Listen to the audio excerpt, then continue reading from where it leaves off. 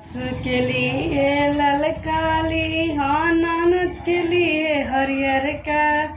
सासु के लिए कलरली हाँ, ललका ननद के लिए हरियर का। ए सोइया हमरो खातिर ले अइह कलर पियर का। ए सोइया हमरो खातिर ले अइह कलर पियर का।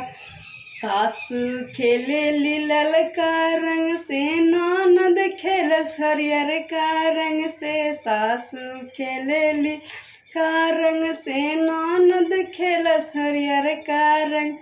ऐसैया हमहू डालब तहरा पर पियर का रंगवा। ऐसैया हमहू डालब हरा पर पियर का कालरवा। ऐसैया हमरो खातिर